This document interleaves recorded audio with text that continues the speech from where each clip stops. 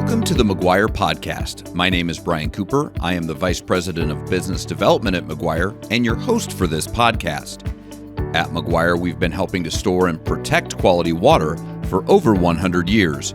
On this episode, we are discussing the all-new Maguire Campus with our guests Gene Jones Jr. and Scott Jones, the owners of Maguire. Gene and Scott, welcome to the Maguire Podcast. Thank you, Brian. Let's start with the new Maguire Campus. Officially just moved in. Gene, we're going to start with you. Let's start at the beginning. What was the vision behind this campus? Why now and why here? You know, I would say 4 to 5 years ago, our family, the Jones family, had this long-term vision of building a new facility, developing a new campus. We've been at our current facilities since the early 90s, so going on 30 years. And prior to that, we were in facilities out in T for 30 plus years. So for a whole bunch of reasons, it just seemed like there was an opportunity for us to develop a new campus. The family was excited about it, got behind it, and then there was some opportunities that came up as a result of COVID and the slowdown in the economy, which really impacted the overall business climate in the United States. And then with follow-on funding that came from the federal government, the ARPA funding, the infrastructure bill, those were some of the impetuses that made us fast track this project. So instead of looking at a 5 to 7 year timeline, we looked for a 2 to 3 year timeline and accelerated the completion of the project. Scott, for you, hearing what Gene had to say, for you, what was it like to sit down and say, okay, we're going to do this again? As second generation owners of the business, you've already done this a couple times. As Gene said, you've gone from T to Sioux Falls, and now, okay, here we go again. What's that been like for you? Yeah, so I think it kind of really came to fruition in the fall of 21. We were at a strategic meeting up at the lake, and we decided at that time to build this new campus. And everything kind of fell together with the purchase of the land. We selected our contractor in Fegan, and everything just kind of rolled from there. It's been great getting the whole team on one campus so that we can collaborate more and be more cohesive in our communications with the whole team. So it's been really fun getting into the new campus. I'm going to stay with you for a second, Scott. Let's go back to that vision. When you said, okay, we're going to do this thing, what things did you learn from the old campus, your campus in T, and the vision that the two of you as owners of this company and second generation owners are setting for the future? What did that look like? Yeah, I think what we looked at was the industry. The tank building industry has been somewhat Jurassic. Old school, plate bending, pressing and whatnot. It's been kind of old school stuff. So we looked at it as an opportunity to create a ton of efficiencies with our production and our manufacturing teams, and our maintenance teams, just getting everybody in one house with the new equipment and robotics and automatic welding machines and whatnot. So it's been really fun seeing it all come to fruition and getting in on the new campus. I'm going to pose the same question to you, Gene. Talk about that vision. And when you looked at it, what were some of the factors that went into deciding this is what this campus was going to look like? The prior facilities that we worked at over by the airport in Sioux Falls moved in 1993, and we had a 5,000 square foot office, 25,000 square foot of production space, and we thought we were positioned for for the long term moving into that facility. And as we grew the business, as we grew our workforce, our footprint, if you will, our geographic footprint, we had to add on. We had to buy other buildings in the surrounding area to support our staff, to support our fabrication, to support our maintenance side of taking care of all of our equipment. So that's really, it's been a long-term play where we've built buildings, we've done additions, and we just got to the point where we were landlocked. We really couldn't add any more facility to the current footprint that we had. So that's really what I think ultimately motivated us to move. But maybe as much as anything, that's the space. But what was most exciting to the family and the Jones family and Scotty and I was this opportunity to build this facility as a legacy opportunity for our team members, number one, our current leadership and all the team members of Maguire, but also the third generation of Jones family members. And, giving them kind of a long-term leg up and not having to necessarily go through the arduous task of designing, developing, and building this type of campus. Let's go to that piece of it, talking about building the campus.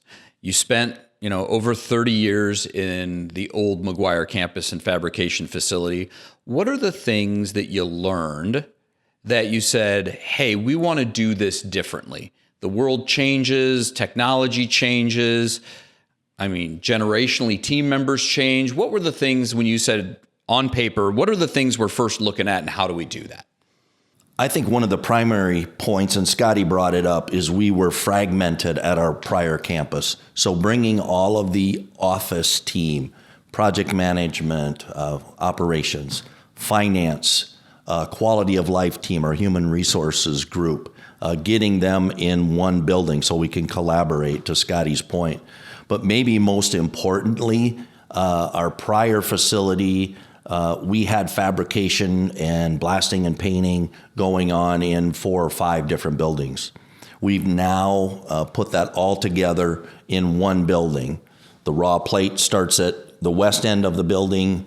It gets cut, it gets shaped, it gets welded, blasted, and painted, and then it comes out the east end of the building.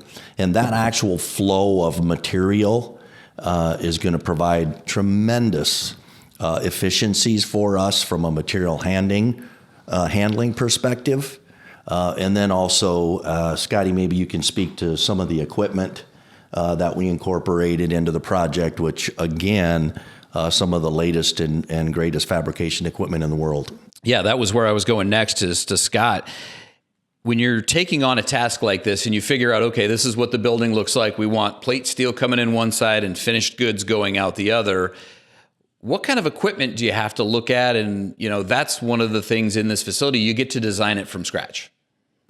Yeah. So, our team of business development people who Parker and yourself are part of that team went to work and looked at all the different equipment that we need in our fabrication facility. So we got a brand new press to replace our 1958 model press in the old facility. We got a new burn table, a larger burn table, and we brought our smaller table over from the old facility.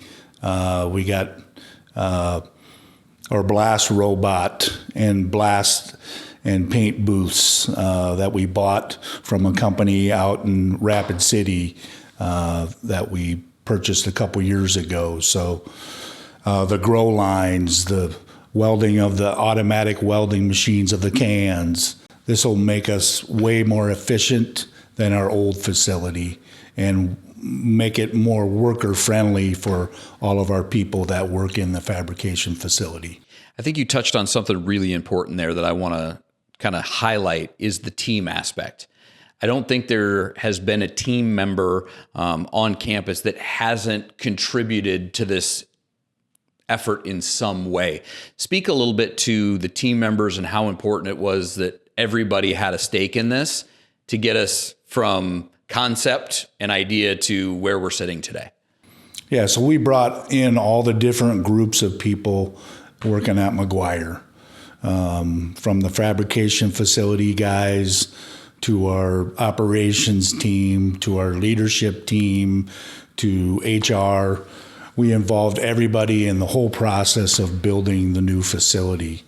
And it was very important to us that all the teams had input into what was going into the new facility and how it would perform. So we've talked a little bit about the fabrication facility. Talk about the main office a little bit. You said on our old campus, 3 or 4 different buildings, bringing everybody to be collaborative. How important was that culturally as an organization to bring everybody together so that we weren't as fragmented? Yeah, so in the old facility, we basically had 4 different offices, actually. Our operations team was in one building. Our human resources was in another building. Our maintenance was in another building, and our admin was in another building. So bringing everybody together creates more collaboration, makes for a better team, more quality for our customers and our clients, and a better work environment for all the people that we work with. Staying with you for one more question, Scott. How cool has it been for you on the new campus when you walk around the office building to see that, you put plans on a piece of paper and you say, okay, I think this is going to work. But when you actually walk around the building and experience it, what's that been like for you? It's been really refreshing to see everybody collaborating and working together as one.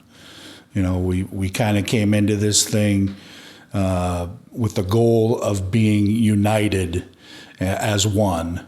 So it's been really refreshing to see the groups, the different team members collaborating. We're in a collaboration room right now doing this podcast. So we've seen a lot of people in here in the last couple weeks as we've gotten moved over to the new facility.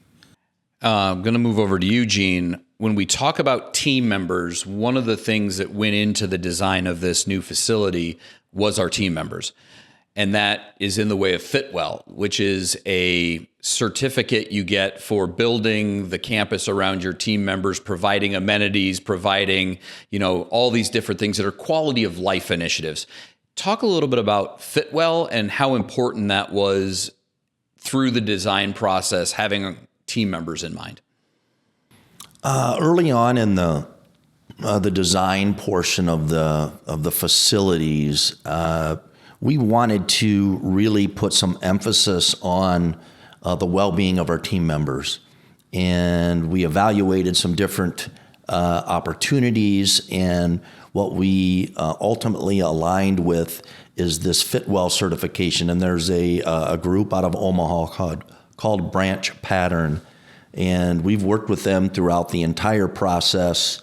And they have helped us deliver the type of workspace that really lends itself to our team members being very comfortable in their space with the lighting, with the HVAC. There's a lot of attention that has been paid to the work environment in our offices, but also we paid special attention to the fabrication floor. We have a climate-controlled environment on the fabrication floor. We've got 75,000 square feet. That's air-conditioned and heated, obviously. But there's a lot of extra steps that we took to ensure and really provide for a great work experience for all of our team members throughout the Maguire organization. Why is that so important culturally? As you look at, most time people think of manufacturing or fabrication, you think of, hard work, dingy, dirty, what I mean? There's stereotypes around that type of work. Why elevate the way that we have in this new facility? Why was that so important? We're all aware, but I think we need to really bring into light that people are what make companies go.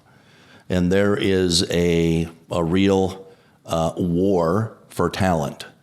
And inside of that environment, we just really were focused on and wanted to be able to give all of our team members an opportunity to really flourish in their work. And that allowed us, along with Branch Pattern and our other design team members, to really focus on what we could provide for all of our team members. So we're really excited to be able to bring this type of work environment. It allows us to have a stronger recruiting environment, retain our current team members, and really take care of the Maguire personnel for the long haul.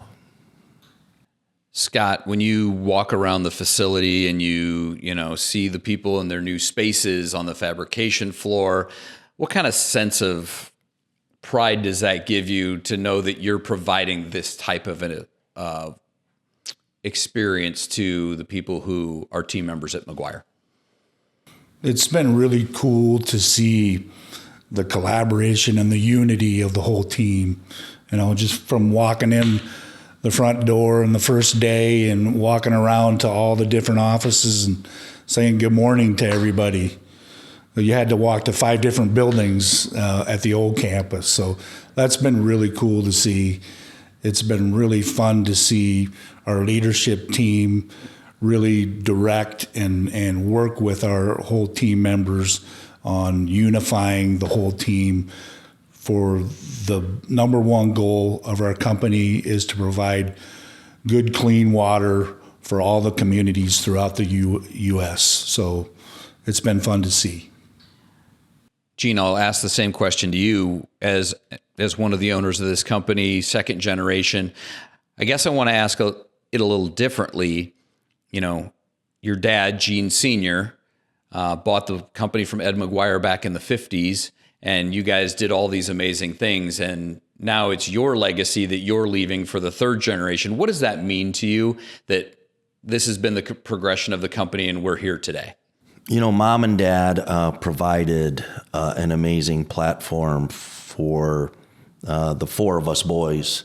Actually, our brother Jeff, our brother Brad, and Scott and I have been involved over the last 40 years in different capacities and at different timelines, and to see the family focus and attention and really work to have an environment where people can flourish. And ultimately, this is a legacy business. That's part of the reason why we built this facility, and for the third generation. And between Scotty and I, we've got 10 children. We've got the first third generation family member involved at Maguire with Cynthia and my daughter, Parker. And she's doing amazing work at Maguire for us. And we know there's going to be numerous other family members that will follow on and be a part of this great business that we're in, providing quality water for our customers here at Maguire. Scott, how excited are you for the future of Maguire, this new campus, and the direction that we're going? We've got great team members. We got great coworkers. We have the facilities. We have the field workers out in the field. Great leadership from all of our leadership team. Butts and I probably have 5 to 7 years left at the helm, and hopefully we get a number of our kids coming into the business. But we've got great leadership to kind of take us from Putz and I's leadership to the next generation of leadership. There's probably 10 to 15 years in there where a Jones won't be running the company, but we've got those leaders in place to help us carry through that 10 to 15 year window. So I guess my last question for you, Gene, is it's an amazing campus, an amazing facility. What What for you is the legacy that you're leaving? And if somebody was looking for a place to go, why should they choose Maguire? I'm going to give you a chance to give a little sales pitch here for coming to Maguire as opposed to somewhere else.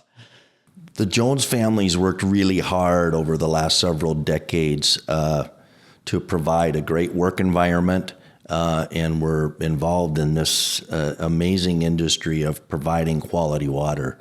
And for us to be able to work in this space, to grow our company, and to Scotty's point, all of our field members that build tanks, that paint tanks, our sales crew that out in the field selling our services, and then all the support people here in Sioux Falls, our fabrication floor team members that are shaping, cutting, bending, welding steel. It's a large effort, and with 200 plus employees today, and continuing to grow our company, grow our footprint. It's just an amazing testimonial to the leadership at Maguire and to everybody who really works super hard to deliver on our value proposition every day in Sioux Falls and all the communities that we work with throughout the United States. All right, Gene and Scott, thanks for joining us today on the Maguire Podcast. Thank you, Brian. Thank you. Remember, you can always connect with us by going to our website, maguirewater.com. You can ask questions by sending us an email at info@maguirewater.com, or you can follow or reach out to us on any of our social media platforms. We are on Facebook, X, Instagram, and LinkedIn. Thank you for joining us on the Maguire Podcast.